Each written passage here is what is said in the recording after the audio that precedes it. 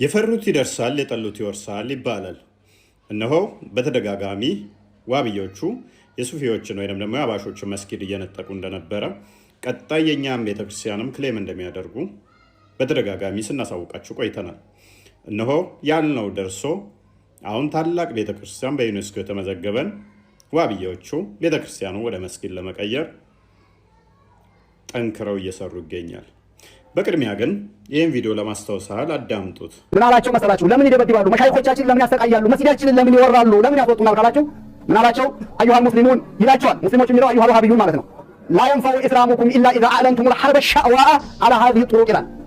በእነዚህ በሱፊያዎች ላይ በጣም ኃይለኛ የሆነ ጦርነት እስካልከፈታችሁ ድረስ እስልምናው አይጠቅምም። ወቀቦይቱም አለይሃ ኢንሻአላህ ይሄ ነው የሚነገረው። እኔ ትናንትም ተናግሬያለሁ። ዛሬም እንደ ቅቤ ስናለባብስ ያው ተቋም እስከ መወረስ ተደረሰ። ምኑም ይሄ ነው፣ የመጣችሁበትም ይሄ ነው፣ የምንነጋገረውም ዛሬም ነገም ይሄ ነው። ያስበቁን አንገታቸውን ደፍተው ዋህብያ አትበሉ ሲሉ የነበሩ ሰዎች ናቸው። አሁንም ይሄን እናስቀጥላለን ወይስ አናስቀጥልም ነው? አናስቀጥልም። ሱፊያ ከነቃ ንቃ። እኛ ውስጥ የሚኖር አንገቱን ደፍቶ ባካችሁ ተዋታንሱ ሙስሊሙ እንዲለው የሚሉ ሰዎች ናቸው። ያስገደሉንም ከመስጊድ ያስወረዱ። ስለዚህ የሚለው እንግዲህ አይደለም የዋህብያን ነው ያቀረብኩት። ምን አለ መሰላችሁ? አዩሃል ሙስሊሙን ላ የንፈዑ ኢስላሙኩም ኢላ ኢዛ አዕለንቱሙል ሐርበ ሸዕዋአ አላ ሃዚሂ ጡሩቅ ወቀቦይቱም አለይሃ ፈአኽረጅቱሙሃ ሚን በይኒ ጁኑቢኩም ወሚን ቁሉቢኩም ወመጃሊሲኩም ወመጃሚዒኩም ወመሳጅዲኩም ወዘዋያኩም። ይሄ መሰማት የለበትም። ለምን ይጠሉናል ካላችሁ ከቀልባችሁ ውስጥ አንቀራችሁ ክፏቸው ብሏል። ከመስጊዳችሁም አስወጧቸው። ከዛውያው ሚንጡ ሐሪቡሃ ተዋጓቸው ቀብለ አንቱ ሐሪቡል የሁድ ፈኢነሃ ሩሁል የሁድ ወልመጅሙስ አለ። ያው የመጁሳው የይሁዳው ይቀጥላል። መጀመሪያ ግን ማን ነው ተዋጉ የሚለው? ሱፊያው። እንግዲህ እንደሰማችሁት የሱፊው ኡስታዝ ሲናገሩ ዋብያዎች መስጊዳቸውን እየነጠቋቸውና እያስወጧቸው እንደሆነ እየተዋጓቸውም እንደሆነ ቀጣይ ደግሞ አይሁዶችና ክርስቲያኖችን እንደሚዋጉ የሚናገሩ ኪታቦቻቸውን እያስተዋወቁ ነበረ። እናም ንቁ ሱፊዎችን እያሉ ነበረ። እኛም በተደጋጋሚ ክርስቲያኖች አይቀርላችሁም፣ ቅድሚያ ውስጥ ያለውን ካጠራችሁ በኋላ ቀጣይ ክርስቲያኖችና አይሁዶችን ተዋጉ ነው የሚለው አስተምሮታቸው። ቤተክርስቲያናችሁን ይነጥቋችኋል የሚል ጠቁመናችሁ ነበረ። እነሆ ከወደ ሐረር በጀጎል ግንብ ውስጥ የሚገኘው ታላቁ የመድኃኔዓለም ቤተክርስቲያንን ዋብዮቹ ክሌም እያደረጉ ነው። ታሪክ ይጽፋሉ፣ ታሪክ ይፈጥራሉ በራሳቸው። ከዛ በኋላ ያ ቤተክርስቲያን በአፄ ምኒልክ ጊዜ አስቀድሞ መስጊድ ነበረ፣ አፄ ምኒልክ ወስዶብን ነው የሚል ተረት ተረት ለልጆቻቸው ይነግሩ ያሳደጉና አሁን እነሆ አቅም ሲያገኙ ቤተክርስቲያኑ ወደ መስጊድ መቀየር አለበት እያሉ ነው ክርስቲያኖች። ቤተክርስቲያኑ እንግዲህ ታላቅ ቅርስ ተብሎ በዩኔስኮ የተመዘገበ ነው። ግን ክርስቲያኖችን እዛ አካባቢ ያሉትን አጽድተዋቸዋል። አሁን ክርስቲያኖቹን አጽድተዋል። ቤተክርስቲያኑ ደግሞ ወደ መስጊድ መቀየር አለበት እያሉ ከፍተኛ ንቅናቄ እያካሄዱ ይገኛል። አባቶች ምን እያሉ ነው? እኛስ ምን እየሰራን ነው? ይህ መረጃ ለማንኛውም ሼር አድርጉት። የሐረር አስተዳዳሪዎቻቸው ሐረርን የሚመሩ እነማን እንደሆኑ እንኳን አይታወቅም። ምክንያቱም ሃይማኖቱና ፖለቲካው ተቀያይቶ መስጊድ እንኳን የሚሰራው እዛው በህዝቡ ገንዘብ ነው። which means በመንግስት ገንዘብ ነው የሚሰራው። የክርስቲያኖቹ መኖሪያዎች ተፈናቅለው እንዲለቁ ተደርገዋል። አሁን የቀረው ታላቁ ቅርስ መድኃኔዓለም ቤተክርስቲያን ነበር። እርሱንም ወደ መስጊድ ሊቀይሩት በታላቅ ርብርብ ላይ ናቸው። ላልሰማ አሰሙ። ከሪክ እንኳን ደህና መጣሽ። አቤት፣ እንኳን ደህና ቆያችሁ። ሰላም ናችሁ? መስገና ሙስሊም ክርስቲያን? ሙስሊም ነኝ። ጥያቄ ነበረኝ በክርስትና ጉዳይ። ምንድን ነው? እሺ፣ በክርስትና ልጅ ሲወለድ እናትየዋም ልጅየውም እርኩሳን ነው የሚባሉት ወይስ ሙስሊም ነው የሚባሉት? ማወቅ ፈልጌ። ሁለቱንም አይባሉም።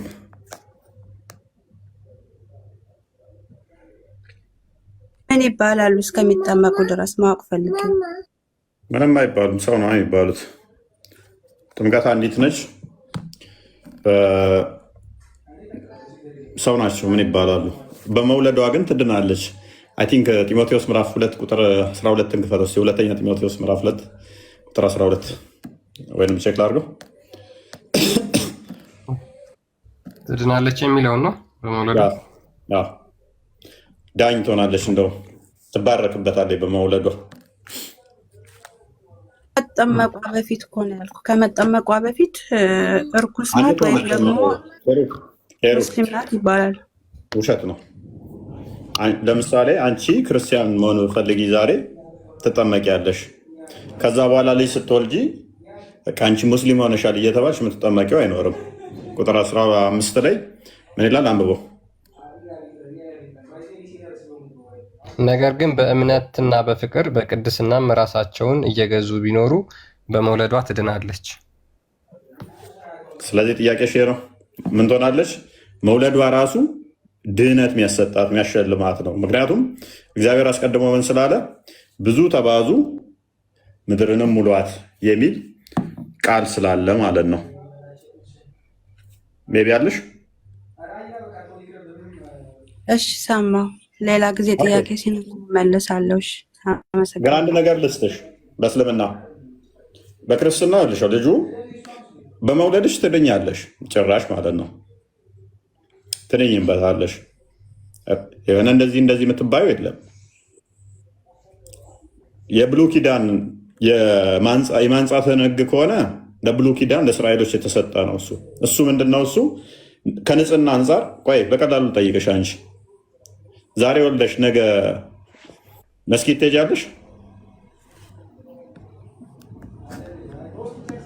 አልሄድም። እኔማ ማትሄጂበት ምክንያት ደሙ እየፈሰሰሽ፣ ከኛ አንጻር ማትሄጂበት ምክንያት ደሙ እየፈሰሰሽ ደሙሽ እዛ መፍሰስ ስለሌለበት አትሄጂም። ማትሄጂው ለምንድን ነው? ደምሽ እንትን ማለት አለበት። ግን እኮ አልጠመቅም። አዳም ችግር የለውም፣ እሱን አመጣልሻለሁ። እርኩስ የሚለው ቃል ግዕዝ ቃል ነው። ቃሉ ፒውር ያልሆነ ማለት ነው፣ ወይም ደግሞ ቆሻሻ ማለት ነው። ስለዚህ ተወለደች አንድ ሴት ደም ይፈሳታል። ያ ደም ደግሞ ቆሻሻ ነው፣ ንጹህ አይደለም። ያንን ደምሽ እየፈሰሰ ቤተ መቅደስ ብትገቢ ሌላውንም ያቆሻል። የሆነ ቦታ ብትቀመጪ እና ዛ ላይ ብቀመጥ እቆሻለሁ አልቆሽሽም? አዎ ለዛ እኮ ነው እርኩስ ናት ወይም ደግሞ እስላም ናት የሚባለው። ለዛ መሰለኝ። እስላም ናት የሚል የለም። እስላም ማንም አይልም። ነገር ግን በእስልምናው ደስተሽ እርኩስ ናት እሳ የሚባለው አይባልም። እና ቆሻሻ ናት ማለት በግዕዝ ምክንያት እርኩስ ናት ማለት ያው ማለት ነው አላልከኝም? በግዕዝ ምክንያት እሱም ለእኛ ለአዲስ ኪዳኖች አይደለም አልኩሽ። ለብሉይ ኪዳን ስርዓቶች በብሉይ ኪዳን ጊዜ ንጹህ እንዲሆኑ በብሉይ ኪዳን ጊዜ ለምን መሰለሽ? ከግብፅ ሲወጡ እስራኤሎች እግዚአብሔር ከግብፅ ነፃ ሲያወጣቸው እሱ ሊጠብቃቸው እነሱ ሊገዙት ቃል ገብተዋል። እንደ ድሮ ሐኪም ቤት የለም፣ መጸዳጃ ሞዴሱ የለም፣ እንደዚህ ነገር የለም ነበር፣ የሴቶች ንጽህና መጠበቂያ። ያ ቆሻሻ ከሰውነቷ የሚወጣው በሽታ ሊያመጣ ይችላል። በሽታ ስለሚያመጣ ነሰሰርሊ ምን መሆን አለባት? ደሟ ፈሶ እስኪቆም ድረስ ዘጸአት ምዕራፍ 15 ነው የምጠቅሽው። ደሟ ፈሶ ከሰውነቷ የሚወጣው እስክነጻ ድረስ ንጹህ አይደለችም። ለእሷ ብቻ አይደለም የተነገረው እህታችን፣ ወንዱም ከሰውነቱ መግል የሚፈሰው ከሆነ ቆሻሻ ነገር የሚወጣው የሚደማ ከሆነ የተለያየ ነገር ፈሳሽ ከሰውነቱ የሚወጣ ከሆነ ንጹህ እስኪሆን ድረስ እሱም ቆሻሻ ነው። ወደ ቤተ መቅደስ እንዲገባ አይፈቀድለትም። ምን እስከሚሆን? ልብሱን አጥቦ ንጹህ ሆኖ ታጥቦ ተጸድቶ እስኪመለስ ድረስ ማለት ነው። ስለዚህ ከዛ አንጻር ነው፣ ከንጽህና አንጻር ነው። ወረርሽኝን ከመከላከል አንጻር ነው። አንድም ይህን በዚህ ቲዦ እና አንድ ጥያቄ ልጠይቅሽ። ኦኬ ቆይ አልጨረስኩም። እና እንደዛ ከሆነ ማርያም ኢየሱስን በወለደች ሰዓት ቆሻሻ ነበረች? የለባትም። እሷ አይነገርም ለእሷ ከወለደችው አይነገርም ለእሷ አልኩሽ። ምክንያቱም የቆሻሻነት የመጣው የኃጢአት ውጤት ነው ብለን እናምናለን። ጸጋው ሲገፈፈን በገነት በነበሩበት ሰዓት ላይ ቆሻሻ መጸዳዳት፣ ቆሻሻ መውጣት፣ እንደዚህ እንትን መፍሰስ ምናምን ከገነት ስንወጣ የኃጢአታቸው ውጤት ነው። ኃጢአት በመስራት ጸጋው ሲገፈፈን ያ የመጣ ነው። በእናንተም ወደ ገነት ስገቡ ገና ማላ እንትን ቆሻሻ መግል መውጣት ካካ ማለት ምናምን አለ ብላችሁ የምታምነው አይመስለኝም። የለም በእኛም ደግሞ ምንድነው እሱ ይሄ የኃጢአት ውጤት ነው። የኃጢአት ውጤት ስለሆነ ጸጋ ከመጓደል አንጻር የመጣ ስለሆነ ማርያም ደግሞ ምንድነች? ሉቃስ ወንጌል ምዕራፍ 1 ላይ ስትመለከች ከቁጥር 26 ጀምሮ ጸጋ ይሞላባት ነች። የሰው ልጅ ጸጋ ስላጣ ይሄ ነገር ጉድለቶች መጡበት። እሷ ግን የጸጋ መጓደል የለባትም እና የጸጋ ሙላት ያላት ናትና እንደዚህ አይነት ነገር መጸዳዳት፣ መቆሸሽ ምናምን የሚባለው አይነገርም ለሷ። ኦኬ፣ ሌላ ጊዜ ጥያቄ ይዤ እመለሳለሁ። ጥያቄ ካለ ጠይቀኝ። ኦኬ፣ አንድ ጥያቄ ልጠይቅሽ። በእስልምና ምን ተብሎ ይታመናል መሰለሽ? ይለፈን መሰለኝ ልተውሽ፣ ወደ ቶፒኩ ቦር ሽፍት እንዳይሆን ከአነሳሹ ጋር በተያያዘ ልጠይቅሽ ነበረ። ህፃናት ጋር በተያያዘ ሁሉም ሰው ሲወለድ ሎክ ሴጣን የሚነካው የአማኝ የሆነ ነው ተብሎ ይታመናል። ሁሉም ሰው ሲወለድ ደግሞ ህፃናትን ሴጣን ቆንጥጧቸዋል ተብሎ ይታመናል፣ ከማርያምና ከኢሳ በቀር። ሴጣን የሚነካው አማኝ ያልሆነን ከሆነ ህፃናትን ሁሉንም ከቆነጠጣቸው ደግሞ ህፃናት ሙስሊም አይደሉም ማለት ነው። እስኪ አልገባኝም። ሎጂኩ ይኸውልሽው፣ ሁሉም ሰው ሲወለድ ሴጣን የሚነካው በእስልምናው መሰረት ሴጣን የሚነካው የጠመሙትን ነው። ሴጣን የሚነካው የጠመሙትን ነው፣ ጠማሞችን፣ አማኝ ያልሆኑትን ማለት ነው። ሁሉም ህፃን ሲወለዱ ደግሞ የሚያለቅሱት ምን ብሏል መሐመድ? ሴጣን እየቆነጠጣቸው ነው ብሏል። ስለዚህ ህፃናት የመካድ ቴንደንሲ አቅም የላቸውም። ስለዚህ ሴጣን የሚቆነጥጣቸው ከሆነ አማኝ አይደሉም ማለት ነው። የሚያስለቅሳቸው ስለሆነ ገና ሲወለዱ እያለቀሱ ስለሚወጡ አማኝ አይደሉም ማለት ነው፣ ሴጣኑ ስለሚነካቸው። ያኔ አረ እንደዚህ የለም። አዲሱ እንዳሳይሽ። እንደዚህ የለም። ምኑ ነው የሌለው?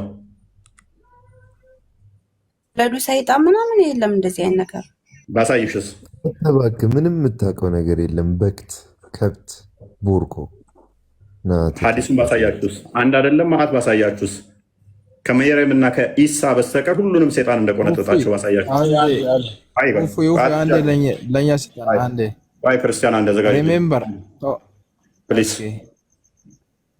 ሰላም ያለው አረብሹ። ቆይ ሰላም ተራ ጠብቁ። ክርስቲያን አለ? እሺ ኦኬ።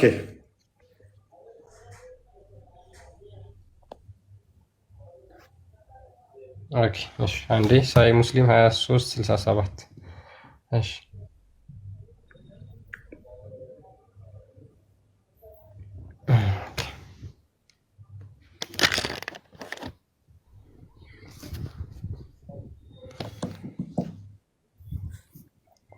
ኦኬ ይታያል። አይ ቲንክ አቡ ሁረይራ ሪፖርትድ አላህስ ሜሴንጀር አሴይድ ያለ አቡ ሁረይራ እንደተረከው ያለ መልእክተኛ የተናገረው ነው ያለ the crying of a child starts when the satan begin to prick him ህፃናት የሚያለቅሱት ሲወለዱ ማለት ነው፣ ሰይጣን ሲቆነጥጣቸው ነው። ከኢሳና ከመርየም ውጪ ደግሞ ሁሉም ህፃናት እንደሆኑ ማስረጃ እመጣለሁ። እስከዛ በዚህ ላይ ተቀጥል። ሁሉም ህፃን ልጅ ሲወለድ ሰይጣን ይቆነጥጠዋል።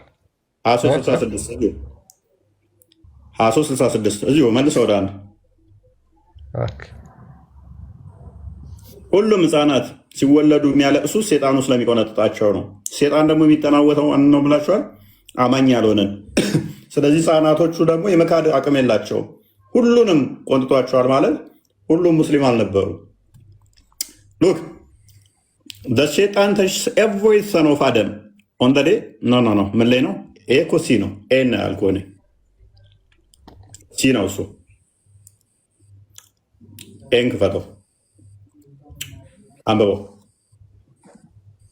ኦኬ no child is born but he is pricked by the Satan and he begin to weep because of the pricking of the Satan except the son of Mary and his mother ምን ይላል? ህፃን ልጅ ሲወለድ ልክ እንደተወለደ ሰይጣን ቆንጥጦ የሚያስለቅሰው ቢሆን እንጂ አንድም ልጅ አይወለድም። በሱ ምክንያት ያለቅሳል ከማና ከመርየምና ከልጇ በስተቀር። ዶክ ኬራ በደንብ አስተውይ። ሱራ 15 ላይ ካየሽ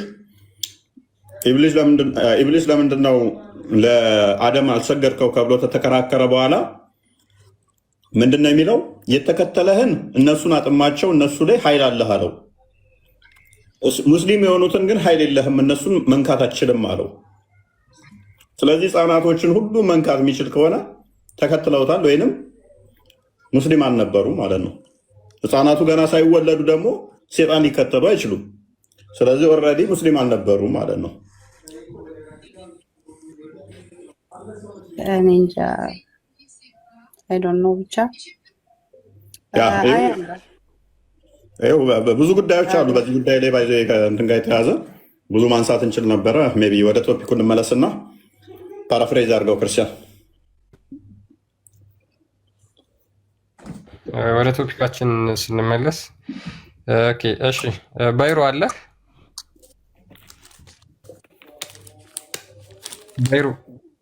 ባይሮ ወይ ራስ አቡኪ አለ ተመለስ ወይ ትወርዳለህ ወይ ተመለስ አለ ራስ አቡኪ ሪሜምበር እሺ ሰላም ነው እንኳን ደህና መጣ አብረን ኦኬ እሺ ጥያቄያችንን ሰምተዋል መግቢያ ላይ ምናልባት ጥያቄን ባልስሙም ለምሳሌ አላህ አካል አለው ብለህ ታምናለህ ወንድማችን አላህ አካል አሉት ብለህ ታምናለህ ወይስ የለው ሜታፎሪካል ነው የተገለጹት ብለህ ነው የምታምነው? አለው ብዬ አምናለሁ ግን ኦኬ እጅ እግር ወዘተ የመሳሰሉትን አካላት አሉት ብለህ ታጸድቃለህ? ኦኬ እነዛ የአካል ክፍሎች ብዛታቸው ስንት ነው? አካል ለምሳሌ አለው የሚባለው ለምሳሌ ወይ እየቆጠርክ ንገረኝ ያሉትን የአካል ክፍሎች። ያሉትን አካል ቁጥሮች ለምሳሌ ለኔ ቁጥር ይሄን ያህል አልተባለም። ለምሳሌ አለው የሚባለው ያው እንደኛ ለምሳሌ አሁን ባይሆንም አለ የሚባለው አካል አለው። አይን ለምሳሌ እንደኛ ያልሆነ ስንት አካል አለ? ያያል እንላለን እኛ ለምሳሌ። እሺ በምኑ ነው የሚያየው? ለምሳሌ በአይኑ ያያል ብንለው እንደኛ ለምሳሌ እኛ በአይኑ ያያል ብንል ለምሳሌ እሱን በእግሩ ማየት ይችላል። ከዛ በላይ ደግሞ ስንሄድ እኛ ማመሳሰል አይቻልም ይለናል እኛ። ኦኬ በእግሩ ማየት ይችላል እኮ በእግሩ ማየት ይችላል አይደለም፣ እኛ ያያል ብቻ ነው እንጂ ለምሳሌ ይሄን ያህል በዚህ ያህል ያያል የሚባል ቁጥር የለውም። እሺ የሚያየው በምኑ ነው የሚያየው?